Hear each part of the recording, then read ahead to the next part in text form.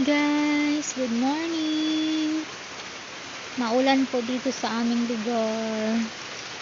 Maulan dito sa summer. Mayroong naglinis ng kalsada yung batang yun. Member sila ng Corpes.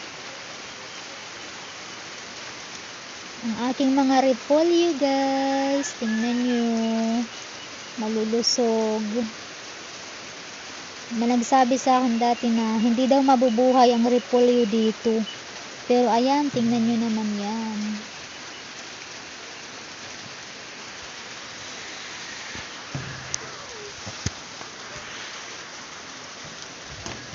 Ayan, tingnan nyo ang lusog. Walang abono to. Yan. Tapos yung isa nahuli. Yan. Nahuli siyang tumubo kasi ano yan ng manok. Kasi nasa ibaba yan dati. Tapos nilipat ko lang dyan sa paso na yan. Kaya umayos na. Ayan siya. Sabi nung isang babae sa akin, hindi daw yan tutubo dito kasi nasa ano tayo, nasa isla. Pero ayan, lumaki naman siya. Paunti-unti nang bumibilog yung ito niya. Pag gumano na yan. Tapos ayan yung aming garden. Nag-iba na naman yung arrangement. Kasi si mama nag-ano ng buhangin. Naghakot. Meron kaming mga ampalaya dyan. Ayan. Dyan sa puno ng lansones. Ayan. Gumapang yung mga ampalaya. Yung ampalayang tawag dyan. Yung maliliit na ampalaya. Yung mapait. Tapos ayun yung galunggong ko. Buhay na buhay pa rin. Nasa paso. Nilipat ko doon kasi inilagay ko nga dito yung itong repolyo. Diyan ko itinanim. Kaya inilipat ko doon yung kalong-kagong. Tapos yan mga petsa yan. Tapos yung ano doon, yung mga dahon na yun nasa likod ng mga sako ay mani. Next month tatanggalin na yan, i-harvest na. Tapos meron kaming kapayas doon. Tapos meron kaming kangkong. May kangkong akong tinanim doon. Tinanggal ni mama kasi may mga tanim doong mga ampalaya ang dami. Ay hindi naman siya itinanim. Tinapon lang yung buto doon tapos tumubo. Ang dami. Kaya hinayaan lang namin. Kaya tinanggal namin yung ano doon.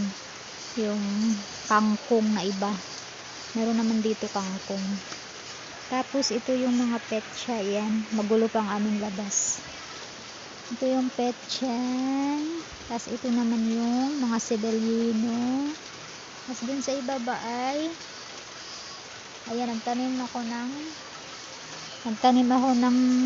ng bawang. Pag natanggal na tong ano na to, talong, i-arrange ko na yan dyan, aayusin ko yan. Kasi yung pagkakaarrange ni mama magulo. Nung umuwi ako galing Batangas, ayan, mga tanim na yan. Tanim na yung talong na yan.